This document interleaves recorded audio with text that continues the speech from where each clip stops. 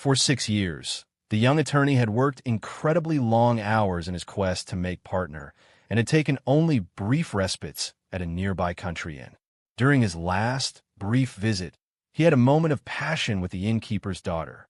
Having done little but stare at the walls of his office since then, he looked forward to his next trip to the inn in the hope that they could pick up where they left off. Finally, he had another chance to take a couple of days off. Excited, he hauled his suitcase up the stairs of the inn, then stopped short. There sat his lover with an infant on her lap. "Why didn't you call me when you learned you were pregnant?" he asked. "You know, I would have done the right thing. We could have been married. I would be a good provider."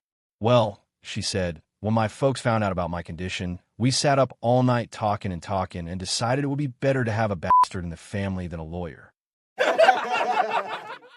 At a golden anniversary party, a 75-year-old master of software was asked how he became the world's best master of software. The old man chuckled and said, "I'll tell you. On our wedding day, we made a pact.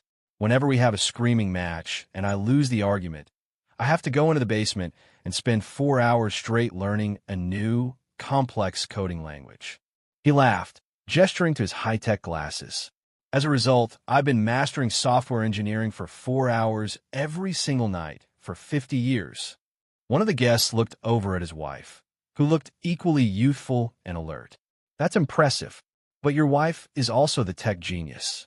"How?" The old man leaned in and whispered, "I'll tell you the truth, because she sits at the top of the basement stairs every night with a monitor just to make sure I don't sneak onto his site to look at anything intimate or stop working for even a f***ing second."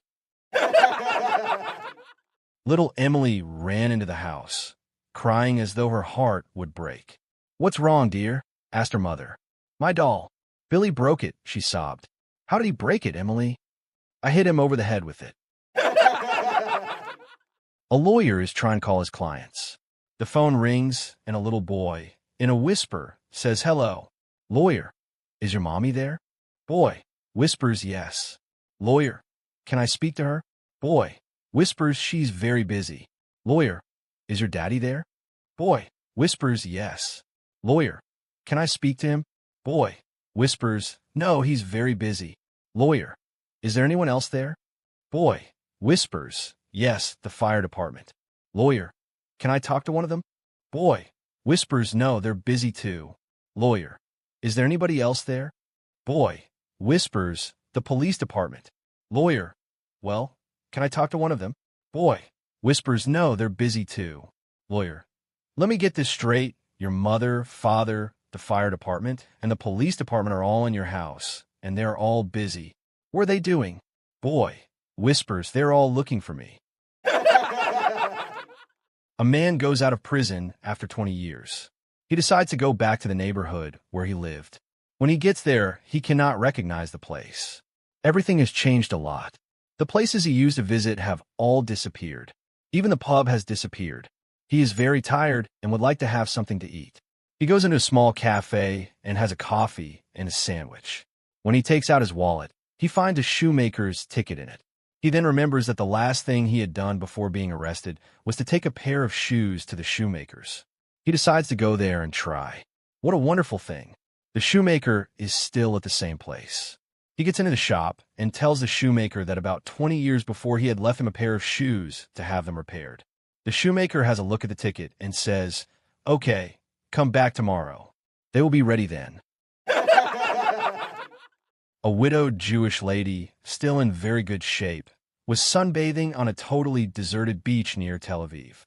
She looked up and noticed that a man her age, also in good shape, had walked up, placed his blanket on the sand, and began reading a book. Smiling, she decided to strike up a conversation. "Hello there. Enjoying the day?" she asked. "Yes," he replied. "The sun and the sea are wonderful." "And you?" "Perfect," she said. "But tell me, do you come here often?" "Only when the weather's nice," he said. After a brief pause, she leaned closer and whispered, "Tell me something. Are you circumcised?"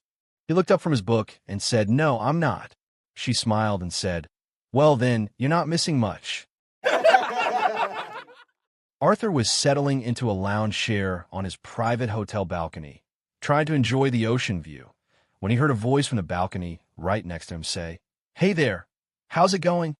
Arthur wasn't usually the type to chat with strangers while relaxing, but he figured it was a high-end resort, so he shouted back, "It's going fantastic."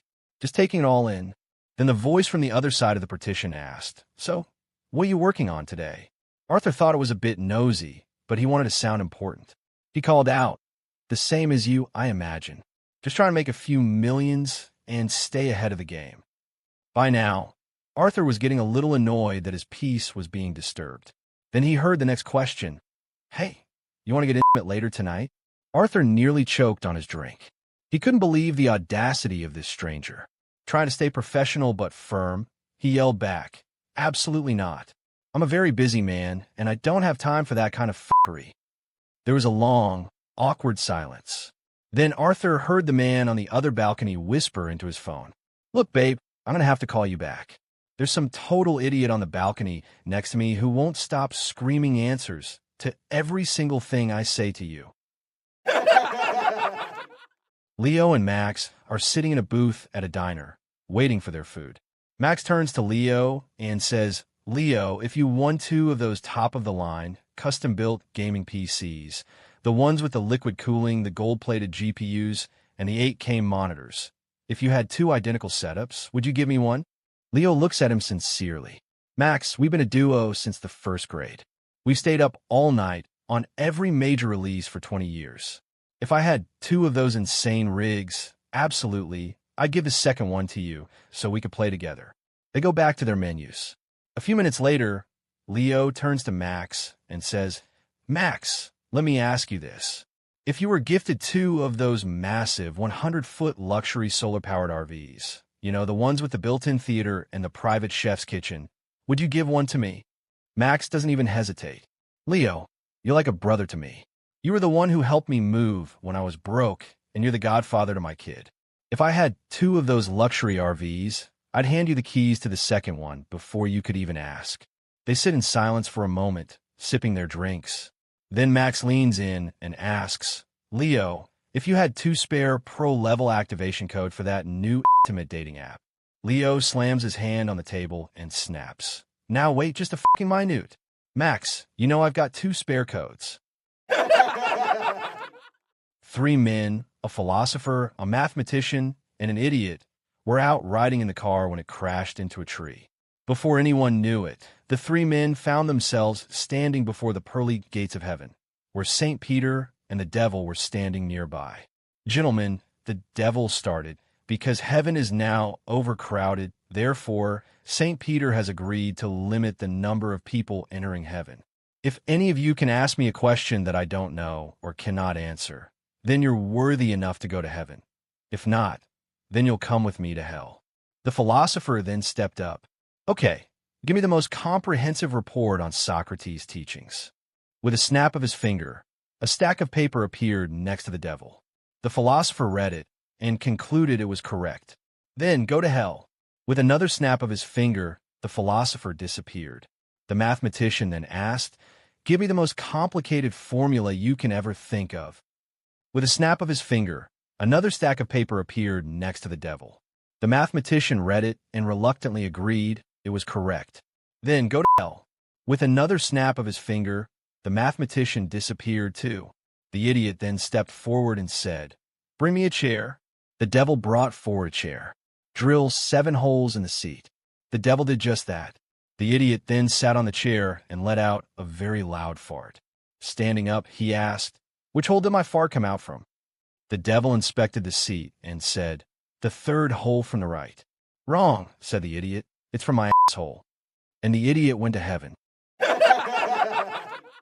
A lady had a height problem. She was too tall, being exactly 2 meters tall. She hated the way she had to duck to walk through a doorway and the way she felt so uncomfortable in a car. So she visited an expert. The expert said, "Go visit the dwarven town. It's full of dwarfs. Find any dwarf and ask him if he'll marry you. Every time a dwarf says no, you grow 10 centimeters shorter." The lady did as she was told. She went to the dwarven town and found a dwarf and asked if he would marry her. He refused. She found herself 10 centimeters shorter. She quickly repeated this act another time on another dwarf. Now 180 centimeters tall, she decided to ask one more dwarf, then go home. She boldly walked up to a dwarf and asked if he would marry her. The dwarf replied, "No, no, no, no, no. I don't want to marry a tall person like you. You're too tall. No, no, no, no, no." Two men, one American and one East Indian, were sitting in a bar drinking shot after shot. The Indian man said to the American, "You know, my parents are forcing me to get married to this so-called homely girl from a village whom I haven't even met once. We call this arranged marriage. I don't want to marry a woman whom I don't love. I told them that openly and now have a hell of a lot of family problems." The American said, "Talking about love marriages, I'll tell you my story. I married a widow whom I deeply loved and dated for 3 years. After a couple of years, my father fell in love with my stepdaughter and married her. So my father became my son-in-law, and I became my father's father-in-law. Legally now my daughter is my mother, and my wife is my grandmother. More problems occurred when I had a son. My son is my father's brother, and so he is my uncle. Situations turned worse when my father had a son. Now my father's son, my brother, is my grandson. Ultimately, I have become my own grandfather, and I am my own grandson. And you think you have family problems."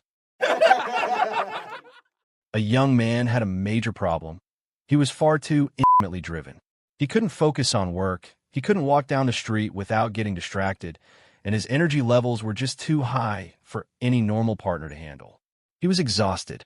So, he visited a specialized Zen monk. The monk said, "Go to the Wall Street trading floor. It's full of stressed-out, angry stockbrokers. Find any broker and ask him if he wants to go on a spa retreat with you. Every time a broker screams, 'F off,' your drive will decrease by 10%. The man thought this was perfect. He went to the trading floor, found a broker who had just lost $1 million, and asked if he wanted to go to a spa. The broker screamed, 'F off,' and the man immediately felt his blood pressure drop and his mind clear. He did it again with another broker, and now feeling much more relaxed and normal, he decided to ask one more person before heading home to a peaceful life. He walked up to a senior partner who was currently watching the entire market crash on his screen. The man tapped him on the shoulder and asked if he'd like to join him for a relaxing weekend at a spa. The partner turned around, face purple with rage, and shrieked, "F off! F off! F off!" The man stood there as his entire life force drained away, eventually becoming so relaxed he turned into a literal houseplant right there on the carpet. A husband and wife, both engineers, are sitting through a 4-hour technical seminar on deep space propulsion. The wife, having worked a double shift, eventually becomes exhausted and falls asleep in the front row. When the husband notices, he tries to wake her up by poking her in the ribs with his stylus pen. At that exact moment, the lead scientist asks the audience a question: who is responsible for the fundamental laws of gravity and motion? The wife, startled and annoyed at being poked, glares at her husband and barks, "Newton." The scientist nods, impressed. "Exactly." A half hour later, the wife nods off again. The husband sees the scientist looking their way and quickly prods her with the stylus again. The scientist asks, "Who pioneered the theory of general relativity that changed our understanding of the universe?" "Einstein." The wife snapped, her face turning red with frustration at being jabbed a second time. "Correct again," the scientist says, marveling at her quickness. As the lecture drags into its final hour, the wife falls into a deep sleep once more. The scientist, wrapping up his presentation, asks one final philosophical question to the room. What did the first female astronaut say to her husband the night before she launched into the great unknown? The husband, seeing his wife's head lolling back, gives her one final, sharp poke with the stylus. The wife jumps out of her seat, looks her husband dead in the eye, and screams, "I swear to Fug, if you poke me with that thing one more time, I'm going to take it and snap it in half."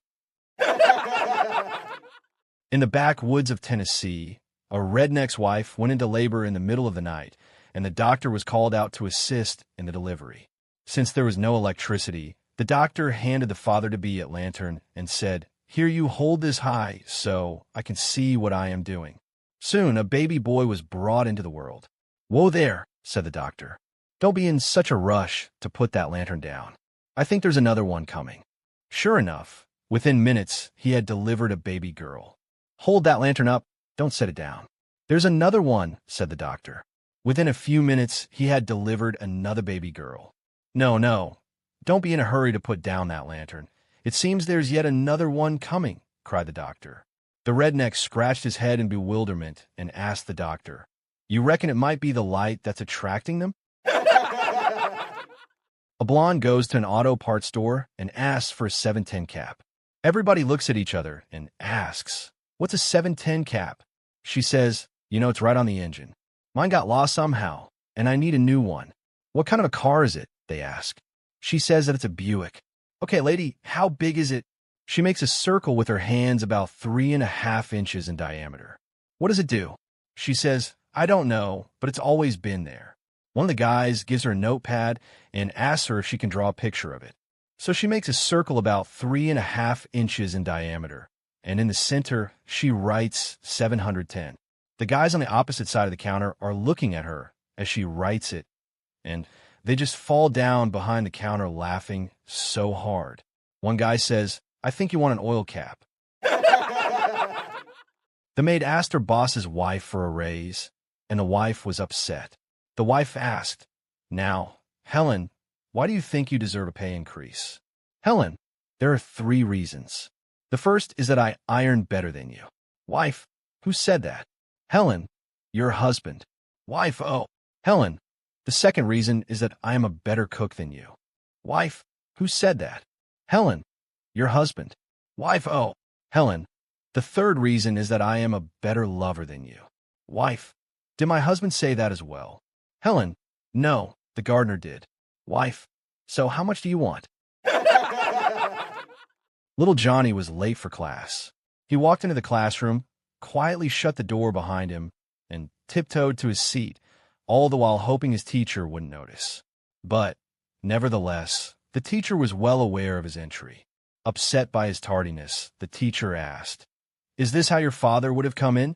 Would he have come in late and tried to sneak to his desk? The teacher pointed to the door and continued, Now, leave this classroom and try it again. And be sure to get it right next time. So, little Johnny picked up his books and left the room. A few moments later, he flung open the door with a clatter and stomped back into the room with a lit cigarette dangling from his mouth. He slammed the door behind him, put his cigarette out on the floor, and said, So, honey, didn't expect me, did you? Lucas was walking home late one night when he came upon this intoxicated tramp on the sidewalk. Wanting to help, he asked the man, Do you live here? Yes, the man slowly replied. Would you like me to help you upstairs? Lucas asked. Yes, the man slowly sputtered. When they got up on the second floor, Lucas asked, Is this your floor? Yes, again the man replied. Lucas got to thinking that maybe he didn't want to face the man's irate wife, because she may think he was the one who got the man drunk. So he opened the first door he came to and shoved him through it, then went back downstairs. But lo and behold, when he went back outside, there was another tramp lying on the sidewalk. So Lucas asked that man, Do you live here? Yes. Would you like me to help you upstairs? Yes. So Lucas did and put him in the same door with the first tramp. Then he went back downstairs, where, to his surprise, there was another tramp. So Lucas started over to him. But before he got to him, the tramp staggered over to a policeman and cried, For God's sake, officer, protect me from this man. He's been doing nothing all night long, but taking me upstairs and throwing me down the elevator shaft. A mother visits her son for dinner, who lives with a girl roommate. During the course of the meal, his mother could not help but notice how pretty his roommate was. She had long suspected a relationship between the two, and this had only made her more curious. Over the course of the evening, as she watched the two interact, she began to wonder if there was more between him and his roommate than met the eye. Reading his mom's thoughts, he volunteered, I know what you must be thinking, but I assure you, we are just roommates. About a week later, his roommate came up to him and said, Ever since your mother came to dinner, I have not been able to find the silver plate. You don't suppose she took it, do you? He said, Well, I doubt it, but I'll email her just to be sure. He sat down and wrote, "Dear Mother, I'm not saying that you did take the silver plate from my house. I'm not saying that you did not take the silver plate. But the fact remains that it has been missing ever since you were here for dinner. Love, your son." Several days later, he received an email from his mother which read, "Dear son, I'm not saying that you do sleep with your roommate, and I'm not saying that you do not sleep with her. But the fact remains that if she were sleeping in her own bed, she would have found the silver plate by now under her pillow. Love, Mom." A boy dares a girl to climb a tree one day. She bets him $5 that she can, and he agrees. The girl does it while the boy is looking from right under her. She climbs all the way to the top and gets her $5. She tells her mom after school, feeling proud of her accomplishment. "Oh, honey, he just wanted you to climb the pole so he could see your underwear," she says, shaking her head. A little wiser, she returns to school the next day. This time the boy offers her $10 to climb the pole. She thinks this is a pretty good racket, so she does. Again after school, she tells her mom, who is this time a little upset. "But sweetie, remember what I said last time? He's just trying to see your underwear." The girl grins slyly and responds, "I know. That's why I didn't wear any underwear." A 71-year-old man is having a drink in a Chicago bar when an exceptionally gorgeous and sexy young woman enters. She was so striking that the elderly man couldn't take his eyes away from her. The young woman noticed his overly attentive stare and walked directly toward him. Before he could apologize for being rude, the young woman said, "I'll do anything, absolutely anything, that you want me to do, no matter how kinky, for $100 on one condition." Stunned, the man asked what the condition was. The young woman replied, "You have to tell me what you want me to do in just 3 words." The old man considered her proposition for a moment, withdrew his wallet from his pocket, and slowly counted out 5 $20 bills, which he pressed into the young woman's hand. He looked into her eyes and slowly, meaningfully said, "Paint my house."